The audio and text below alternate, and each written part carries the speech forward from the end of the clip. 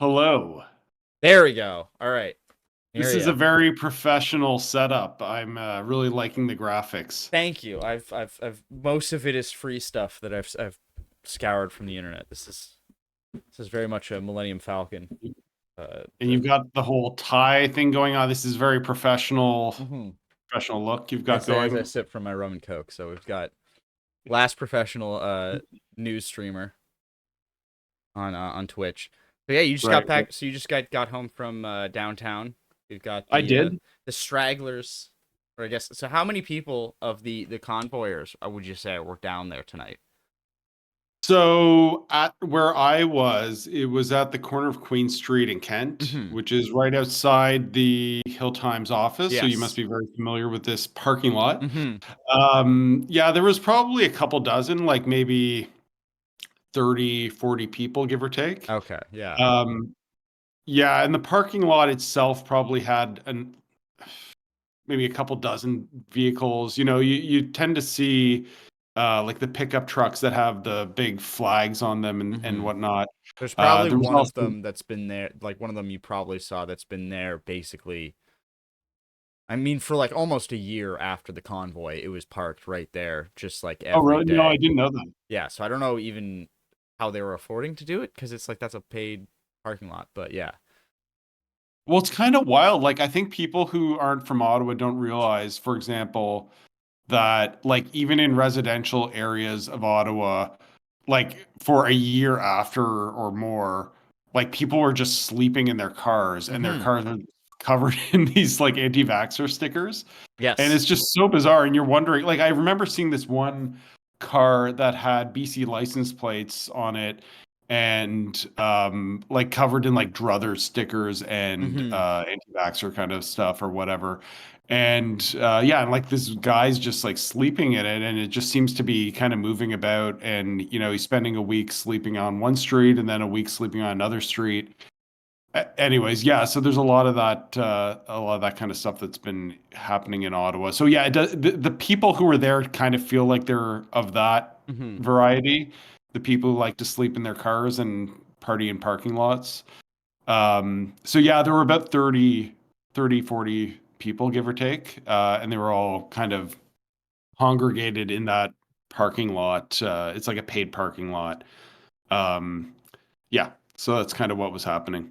Sorry, I am listening, but I'm re-upping our tweets so we can get Hmm. some people watching.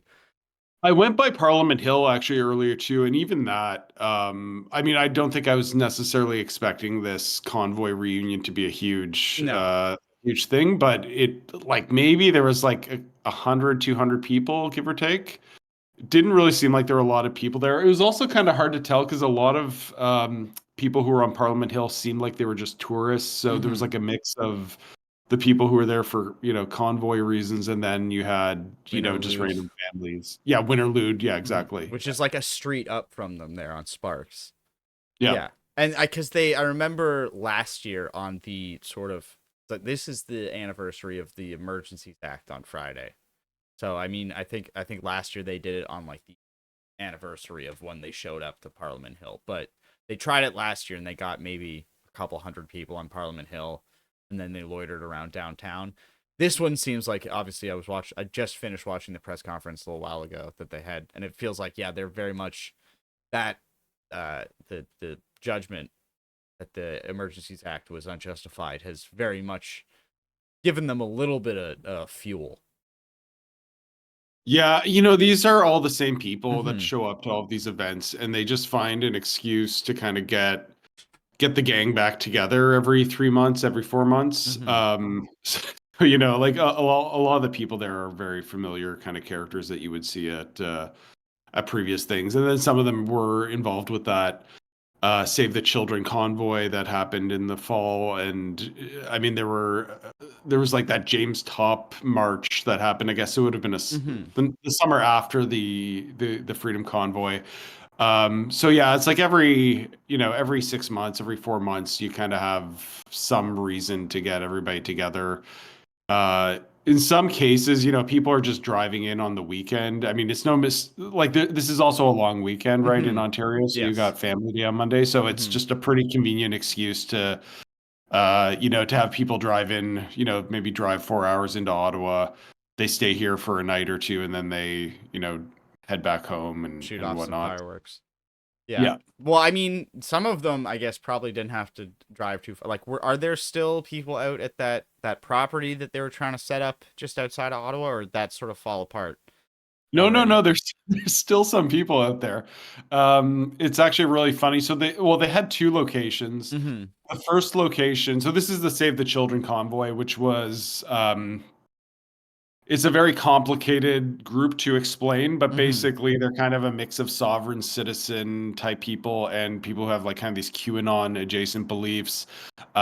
They talk about saving the children, but if you really dig into it, it's kind of this sort of QAnon-ish conspiracy about the UN wanting to, do pedophile things in schools and Mm-hmm. all that kind of stuff. It's very reminiscent of the Pizzagate conspiracy from, going back like 10 years now, I guess.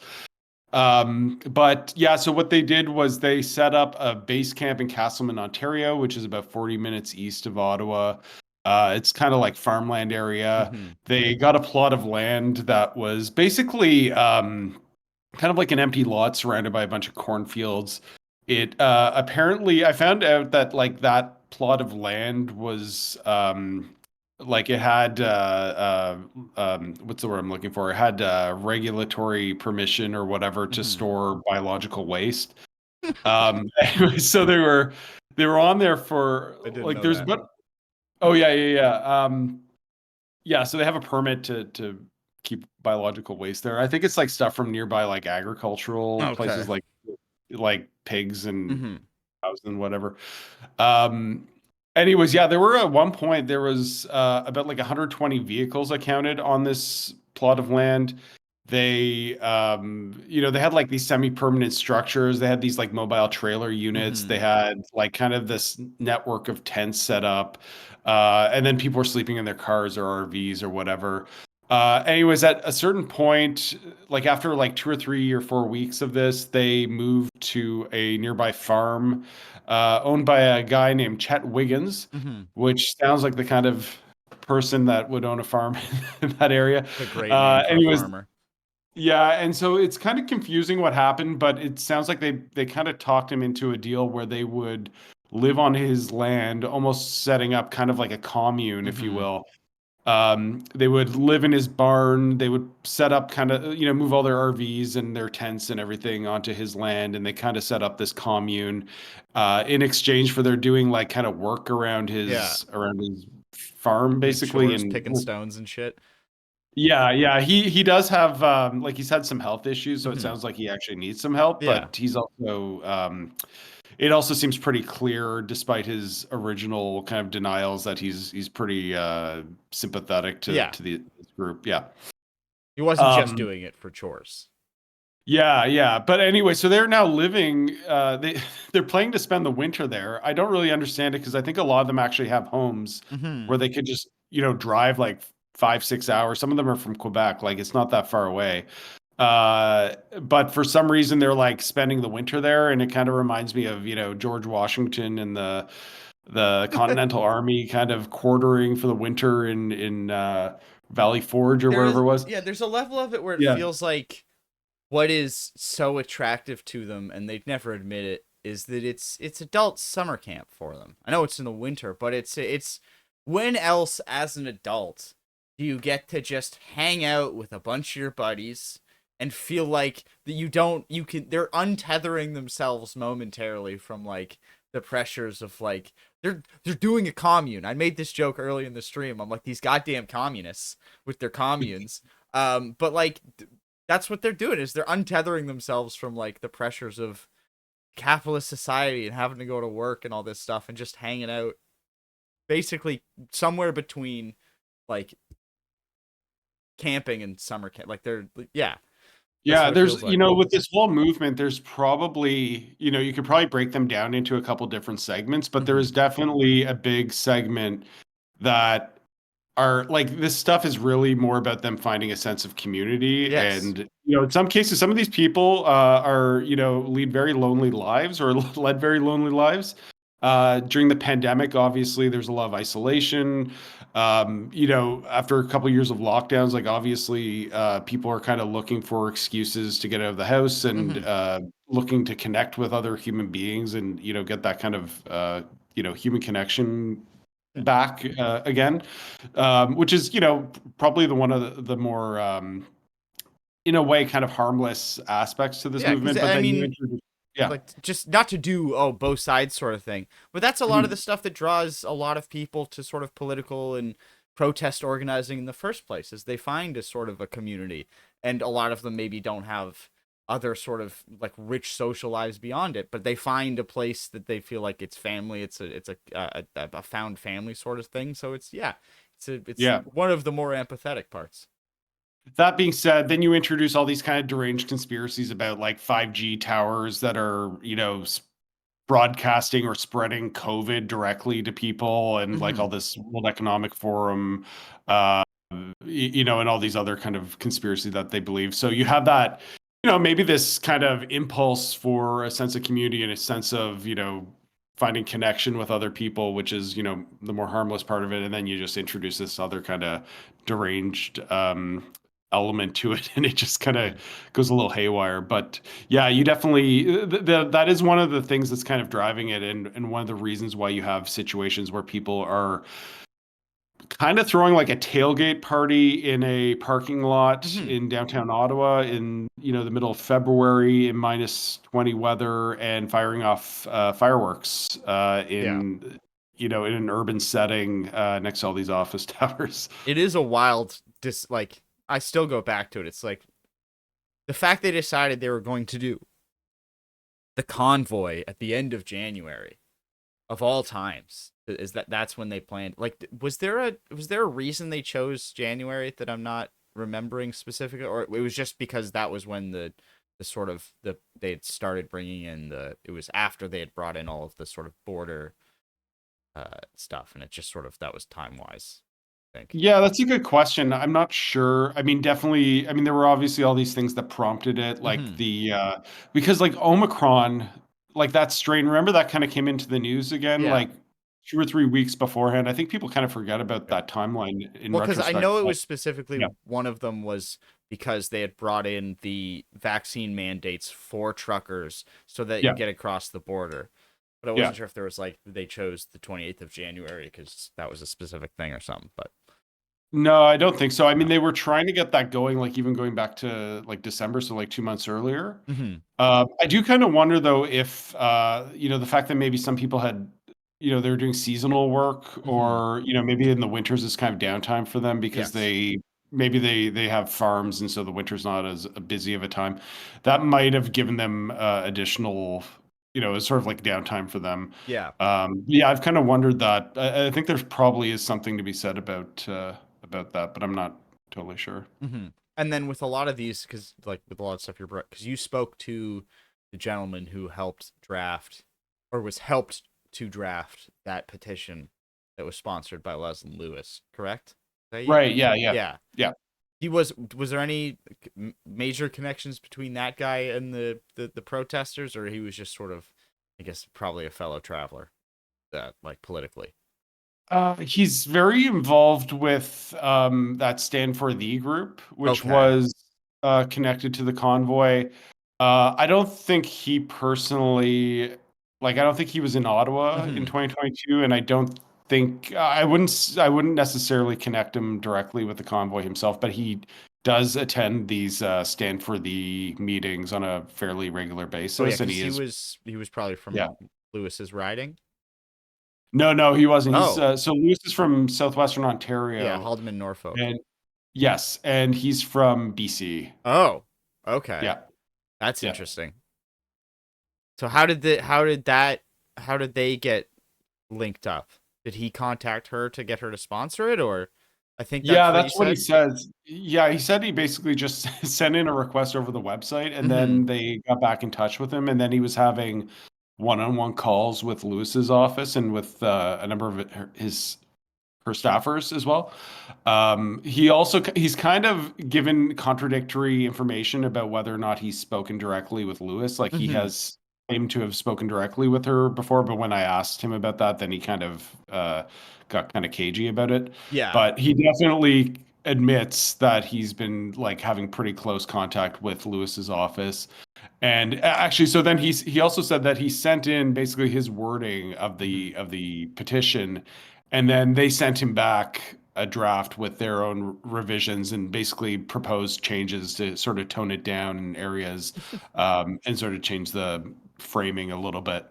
Yeah, no, because I was definitely when I first read it, I'm like, this feels workshopped because it's like it's too subtle for the things that it's actually talking about. Especially there was stuff at the bottom about like gender stuff and sports, and I'm like, for the things that it's been drilling at and like the topics about World Economic Forum and stuff, it's the way it talks about those things is too subtle for it to be like, this is not how the people who believe in this stuff normally talk about this stuff. They're not Yeah. as political about it. So yeah, that's Yeah, there's definitely a lot of euphemisms in it. I'm actually just trying to pull it oh up on my yeah, screen because I guess that story came out about 2 months ago now. yeah. Hmm. But yeah, no, it was definitely like it's kind of funny because if you read it on first blush, you kind of think like, Hmm. You have to okay, read it between the lines for a lot of it.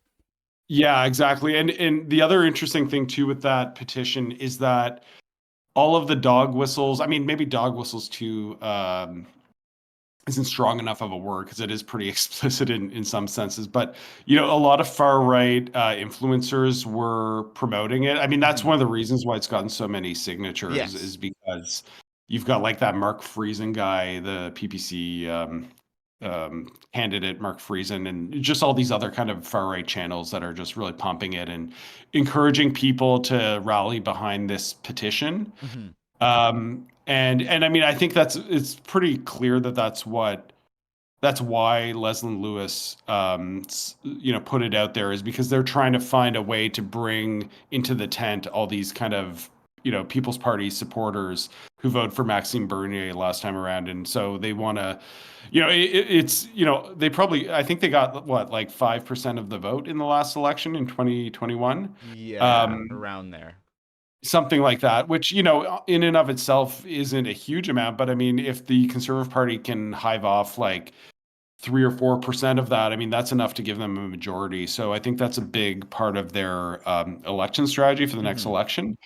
Um, but yeah, no, if you just look at the language in this petition, it just, yeah, it makes all these like kind of like offhand references to the World Economic Hmm. Forum, the Bill Gates Foundation, Agenda 2030.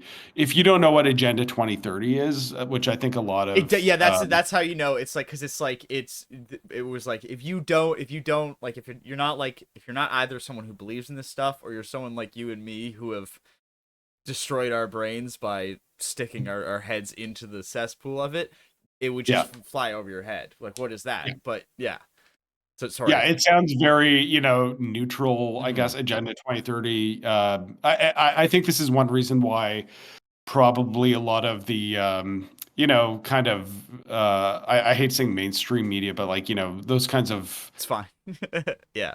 well, No. you know what I mean, like like some of the, like reporters who aren't like covering this stuff so closely, like they see Hmm. stuff like that and it in and of itself doesn't stand out as problematic, but once you start kind of digging under the surface and kind of seeing what that whole discourse actually is about, then you Hmm. suddenly realize this is like really tapping into this elaborate conspiratorial narrative.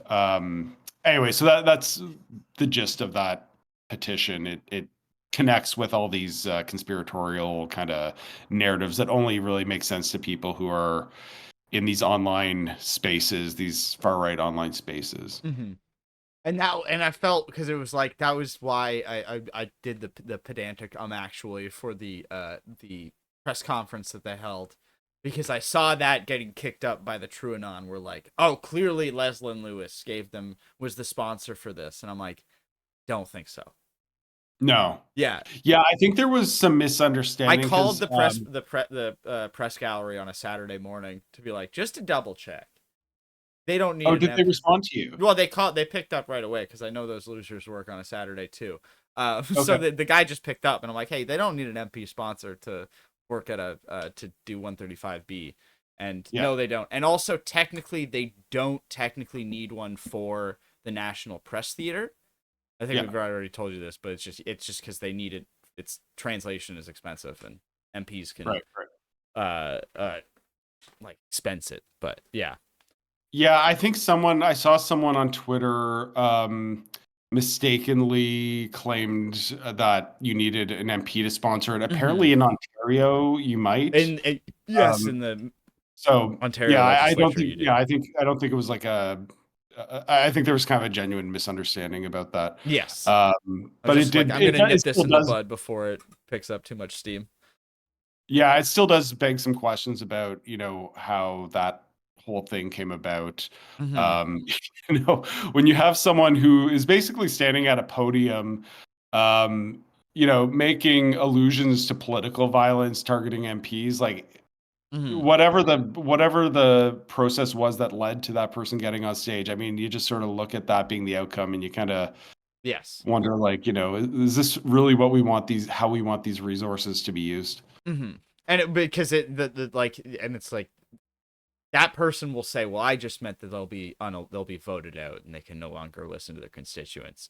So, but and then the other part is like it's whatever the whatever bar gets raised to try and make it so they can't do it will always also get raised for everybody else. And It's true, yeah. yeah, so Right. it's one of those things where it's better to have for the that's especially when it's the press gallery that would be making those decisions rather than parliament. Like if the PPG, the protective services, came in and said that they can't be here, we'll shut this down, that's a different story, and we probably just on principle would probably try and protest That's an that. But interesting point too, because I know that some of them have actually been mhm. like have tried to get into question period and the they got bounced Yeah, basically. because Yeah, they because well, they'll because yeah, they get bounced because they make it so obvious that they're there to protest because they're coming in the like fuck Trudeau and the big like if you're coming looking like a giant walking Canadian flag, the at least now and that's was the comment he made at the beginning too. I think. Well, I remember there was a specific incident involving one of the Save the Children convoy people, and I Hmm. think that there was the reason why they got kicked out, I think, is because there was an incident that kind of happened a few days earlier where they were kind of getting aggressive with the parliamentary Hmm. PPS security.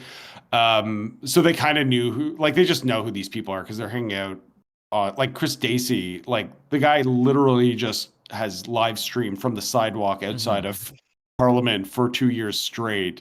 Most of these characters, they kind of know them just like on a Yeah. personal level, just because they see them all the time.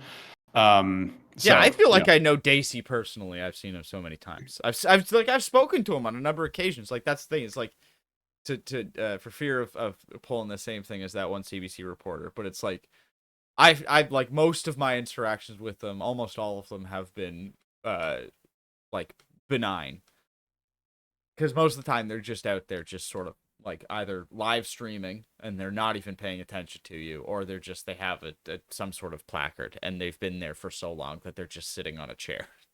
yeah, So yeah, so I yeah. guess did you end up speaking to any of them while you're down there, or just sort of No, I was just sort of yeah like checking out what was happening. When I observe and showed report? up, they were yelling at the police. It Mm-hmm. actually seemed like they were getting a little belligerent. I don't really know what prompted this, but when I showed up, they were, yelling at police and telling them to leave, Mm-hmm. swearing at them, that kind of a thing. Well, because the They police had did been seem like weaponized for the first time in Canadian politics. the what was The weaponized, sorry? police had been weaponized for the first time in Canadian history by the Emergencies Act, so they're very upset with the police. Right. Yeah, no, it actually just seemed more like they were angry at them for some specific Oh. reason. Like it felt like there was some sort of exchange that preceded this Oh, okay. that I maybe had missed out on. Um, so yeah, I just, hung out, tried to see what was going to happen. They started firing off fireworks, which was just, like I'm seeing the police just standing there and they're kind of looking up and watching the fireworks. No one's doing anything. Mm-hmm. There's like office towers, condos, hotels everywhere around there. That's the other thing too. I mean, there were families with small children walking around because of, as we were talking about earlier, Winterlude's happening right now. Yeah. And like some of them seem like genuinely kind of confused and alarmed. Like kind of like Is this wondering part like of it? yeah, like they're like coming to Ottawa, they see all these photos of, the Rideau Canal and ice sculptures, so that's what they think they're coming to see. And then instead they're encountering this, parking lot filled with people who are chanting arrest Trudeau and fuck Trudeau and Tossing cherry shooting off. bombs. Yeah, lobbing cherry bombs too. There were a couple of people who actually had those. I don't even know why they were doing that. Maybe they just had okay, you've got the Got the video video clip playing of beside the your face, yeah. Yeah, no, it, it's just, and they're just, because they're just, like, they don't even have the conviction to throw the cherry bombs, because they're doing the little, like, oh, I didn't throw that sort of thing. It's very, yeah. It just seemed like they had a bunch of cherry bombs on hand and decided they wanted mm-hmm. to do something with them. But it's just kind of reckless to be doing this, in a downtown area. Like, Yeah, yeah, and right. it's a sizable amount of fireworks, too.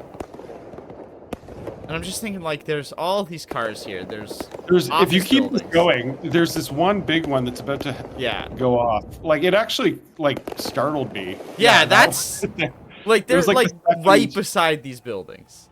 Yeah, it was like pretty big. Like this is like Canada Day type stuff, but it's Mm-hmm. like happening in the part of downtown where you have office buildings, and in some, it's probably just meters away from the building that's in the background right there. Yeah, no, it looks like the one on the, like, that first Yeah, that in the one. Yeah, foreground. Yeah. yeah, No, that's the one I'm looking at, because it's like, it's not even, like, with some of them, they're, like, maybe at, like, roof level with the ones across the street. But that one, it's, like, in the middle of the building. yeah, And yeah, I'm just, yeah. and So yeah, it just seems. I mean, it's just so reckless, and the police are standing there. Actually, at one point they just left, I saw that and they on were one of your actually videos. yeah, and there were like so there was just one cop there, and I guess he was talking with them. They were probably trying to like de-escalate it or do Yeah. like that police liaison type thing. Um, I guess maybe in fairness to the police, I don't even know what was happening in terms of what the police were saying to them or why they left, but it did seem plausible that they were trying to de-escalate the situation because I did hear them like directly yelling at and swearing at them. So their presence probably was, Yeah. probably was kind of escalating things a little bit. But I mean, they're shooting off these huge fireworks right next to buildings, and you would think that they would enforce the law at some point or, try to get them to knock that off. Yeah, it's one of those things where it's like like especially when they're actively throwing off fireworks. It's, do you want to try and do that and have something get set off? Because that's all I was thinking, was just have one of those fireworks go wonky and either go Yeah. through a window or hit a car or something. I don't know if it would do much damage if it just hit a car, but you never know.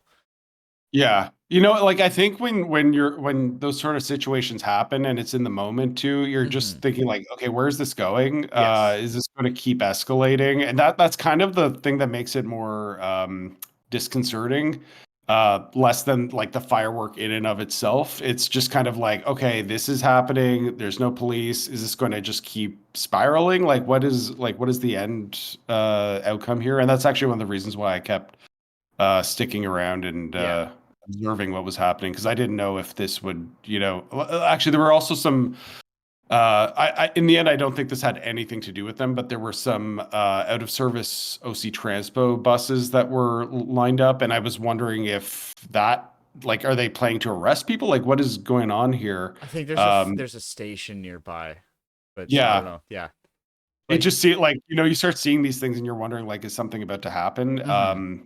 And yeah, so Yeah, there's a, I don't, because yeah, you don't want to, you want to be like, okay, have the cops learn their lesson, but it's like, what if the lesson they learned back then was they got us? right. This is the trump card for us. Is if you show it, like, I mean, if you're these people, because obviously this tactic does not work for everybody. But if you sort of show up and you're like ready for a fight and you're like, you want it to escalate, you go there with the energy of trying to get it to escalate, the cops were like, well, we're not going to give you what you want. But that Yeah. is not helpful for everybody else. And it's funny too because Ottawa police have been dealing with some criticism Hmm. recently over their heavy-handed kind of approach to. They arrested a union leader from PSAC at a strike, I That's guess Alex about a week Sealis? ago. That's right. Yeah. Yeah, yeah. My colleague Emily Leadham actually wrote about that the other day. So that article's on our website. Oh, hell yeah. Yeah, and actually, and she spoke to a couple people who were. It's actually the most recent story. Actually, I have it on my screen, so I'll quote from it directly. Yeah, she talked to like Alex Neve, Hmm. who's a human rights lawyer. Used to be the Secretary General of Amnesty International Canada, also the Commissioner of the Ottawa People's Commission, Yes, that was the or he name of it. chaired it. I was trying to remember That's what right. that Yeah. was.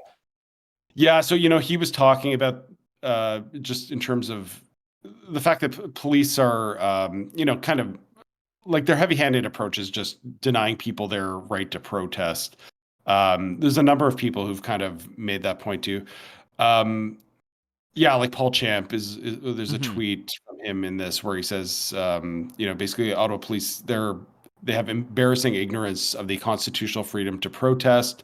Public roads and streets are the quintessential sites of protests and demonstrations.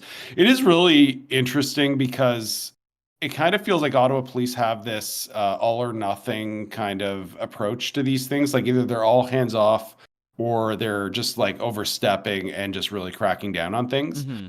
I also wonder too if I think I saw someone make this point on Twitter, like a local lawyer or something like that, questioning what legal advice the city is giving to police Hmm. or that the city's even operating under. Because it does seem like they're going either all in to the point where they're saying that, parking your vehicles in the middle of the street for 3 weeks and, occupying the downtown core of a city is covered under your charter rights. Or on the other hand, they're saying like, using a megaphone at a protest, like Hmm. as has happened with some of these Palestinian human rights rallies and Hmm. marches, where people are getting ticketed. They're getting bylaws issuing tickets to them just for using megaphones. So Is that, and I it, think I that's what they said. The guy said, I caught that because I was at the press conferences. I guess the rule they've now implemented is where they're allowing the megaphones on Parliament, but if you're walking through the streets, they're gonna ticket you. Which I don't know how that. I don't know how there's you have more free But then on speech the where. other hand, you're allowed to fire off fireworks and throw cherry bombs into the Hmm. air. So No tickets. Yeah. yeah, no tickets for throwing cherry bombs, randomly and recklessly into the air. I want to see these conservatives have the same energy about the right to protest when a First Nation or someone. Yeah, well, that's yeah. It's like it's, but that was the funny thing where you saw all of the same people who were talking about how we went too far with how and we're too heavy handed with our reaction to the convoy. Then turn around and be like, we need heavy handed reaction to the pro Palestine protesters.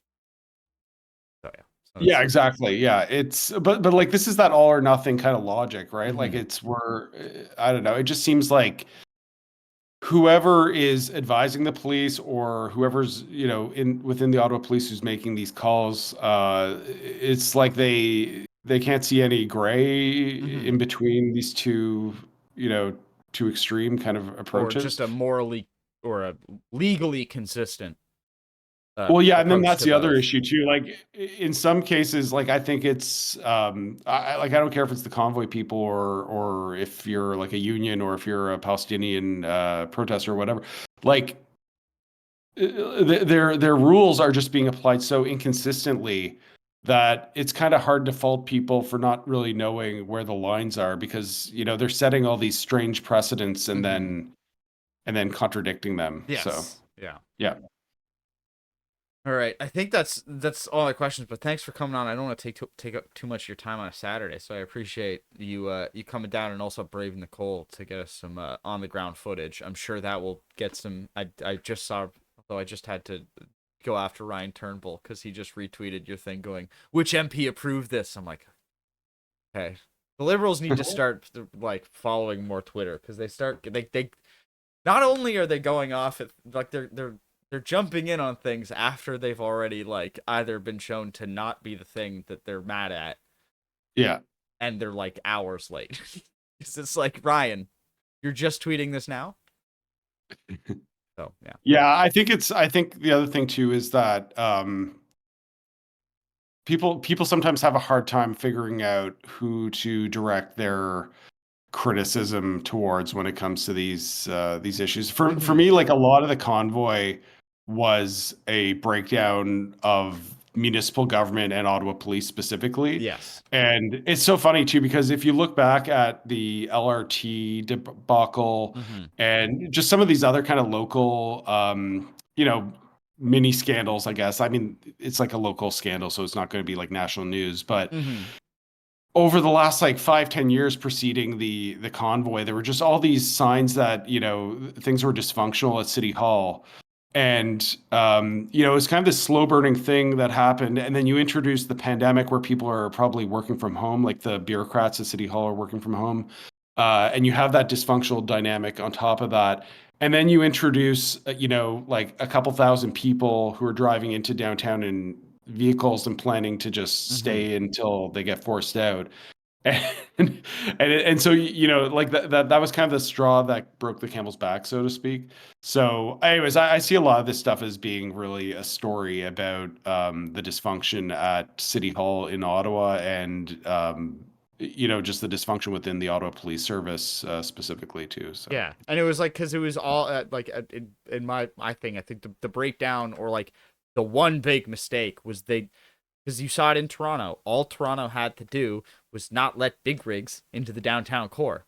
Because once they're down exactly. there, they're real hard to get out. And also, like, there was a giant, not a sword of Damocles, but a wrecking ball of Damocles hanging over the PMO. Literally, there was within swinging distance a giant Acme wrecking ball, just like it's like just right there, just right on Wellington, within like I said, swinging distance of the PMO, and it's like as soon as you let them park there with the big ass, like you saw the log truck, which Yeah. still sticks in my mind because they're all dancing on top of the log truck, and they do the honk the horn thing to get them to rev his engines, but because it's a log truck, the exhaust comes just straight up into all of their faces. Yeah. That's the image of the convoy for me. Yeah, there was also one day I was on Queen Elizabeth Drive, like looking at there were like probably like 50 vehicles Mm-hmm. that they directed to basically park there, and they ended up kind of camping out on Queen Elizabeth Drive. This is like a scenic roadway that kind of overlooks the Rideau Yeah, that's Canal. by the museum, right? The War Museum, the Breton Flats and stuff. No, that's on the sorry, this is by the Rideau Canal. Oh, okay, yeah, yeah. There were people on that. So there's like the Ottawa River Parkway there, and then there's the Queen Elizabeth driveway along the Rideau Oh, Canal. okay, yes. They put cars on both Mm-hmm. those roadways, but the one I'm talking about on Queen Elizabeth Drive, I saw this one truck that was just filled with probably like a dozen or so gas cans, and it was parked right next to Lisgar High School, Lisgar Collegiate. And there were like students in class at the time, Mm-hmm. and it just seemed so obvious that a truck loaded with all these gas cans should not be like underneath the window of someone's grade 10 Yeah. English class or whatever. But that was there, and it just seemed like no one cared, and that no one had the foresight to think like maybe putting things that are flammable Mm-hmm. within meters of a high school could be problematic, so Yeah. there were just so many situations like that through the whole convoy. Mm-hmm. All right. I think that's a good place to end it. So I'll let you go. Thanks for stopping by on a Saturday night. So enjoy the Yeah, rest of no your night. problem. You helped me kill some time while I'm waiting to pick someone up, so All right. Hell yeah. yeah. All right. Perfect. Have a good night. Yeah, you too. Enjoy the See rest of ya. your weekend. Bye.